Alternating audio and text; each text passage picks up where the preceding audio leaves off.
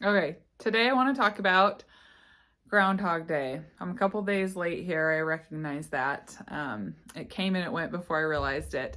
But I always do a video talking about, or I've talked about many times, about this Groundhog Day that we live when we have an eating disorder. And it's usually consists of just a ton of routines, right? And rituals that you go through every single day, including eating the same foods at the same times and the same amounts.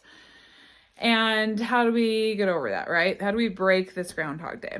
The first thing I think is to recognize what are these rules and rituals and routines and foods that I'm eating every day. So something that you can do is write down your Groundhog Day. Write down very specifically, okay, I wake up at this time, I do this and this and this, and I do this and this, and be as specific as you possibly can.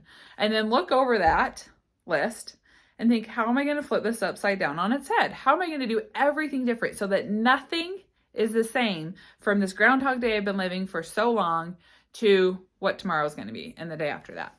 And so ways to do that would be, okay, I see that I, eat at these times, and I'm going to push all of those times 30 minutes, an hour earlier. Don't push them later. Earlier, because I know that's always a challenge to eat earlier rather than pushing things and delaying and pushing, meals back. So make it so that you're now eating earlier. Okay, what are the foods I'm eating every single day? Okay, I can't eat any of these foods anymore. At least for some time, I can't eat any of these foods, assuming that they're probably all safe foods, especially you really have no room for eating all of those. So now I'm going to think, okay, when it comes time to eat, I can't eat any of the foods that I've been eating in my Groundhog Day.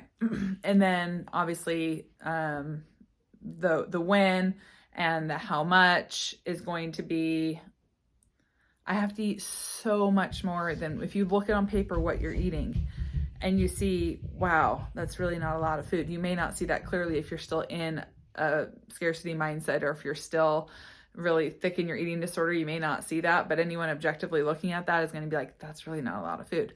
So you need to be like, okay, I'm going to eat, double or triple, or somehow you're going to increase significantly the amount of food that you're eating each day, so that you're no longer living your Groundhog Day. And I know that seems like so simple when I say out loud, and I know it's not going to feel that easy, but sometimes when you just kind of look at things and make it simple, you can kind of step out of your head, kind of an out-of-body experience, and just go through the motions and do it. And once you've done it a couple times, you'll realize, maybe I can do this.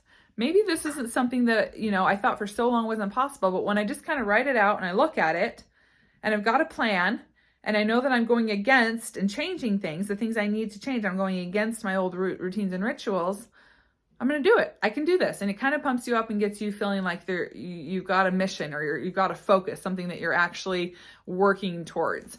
Because I think, if you have a Groundhog Day that you're living every single day and someone tells you like, you got to change, you got to recover, you got to do it. You're like, yeah, but I don't know how to stop my Groundhog Day. And it's like, well, yeah, exactly. You got to stop it though if you want to recover. And it's like, yeah, but I don't really know where to start, because like, I don't want to give up that breakfast, and yeah, I always have dinner at this time, so I'm not willing to sacrifice that. And yeah, I'm not going to eat more either, because that's going to make me feel uncomfortable if I start eating more than what I've been doing. And it's like, that's exactly the point. You have to stop doing all the things that you want to do. So if you just kind of come up with a plan to do that, sometimes that can help to kind of push someone into recovery, or kind of push them out of the routines that they've been at, kind of get them into that mindset of, okay, things are going to have to change.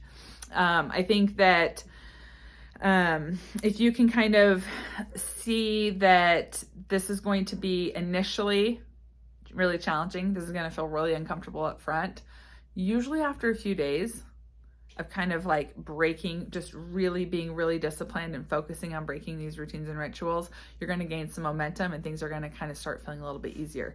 One thing that you want to be mindful of though, and this is a trap that I fell into many times early in recovery that would trip me up every single time, is whenever I would try to change things, say I'd eat more and I was eating different foods and I was eating different times, what I would do is immediately go back and start dwelling on my Groundhog Day.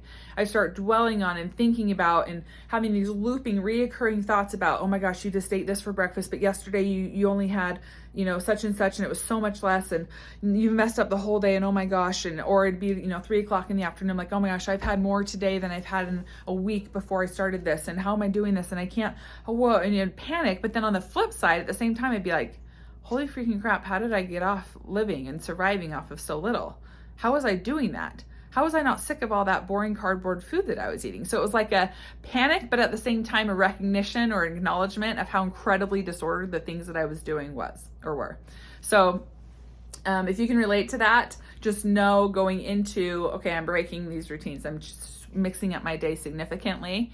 Your brain's going to want to go there, and it's going to start kind of reminiscing and ruminating over the things that you used to do. And you need to catch yourself and be like, hold on, I just need to recognize how disordered that was. I don't need to wish and hope and freak out about the fact that I'm doing things a lot more challenging now, or eating a lot more, or eating different times, or eating different foods. All of that is what you're supposed to be doing. Remind yourself, hey, this is what I'm supposed to be doing in recovery. This is good.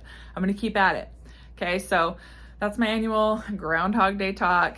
If you're living every single day the same, make the changes that I talked about, write out a list, look at how you're going to make everything in your day pro recovery so that you're feeling like you're working towards something and you're more focused. All right, have a good weekend. Bye.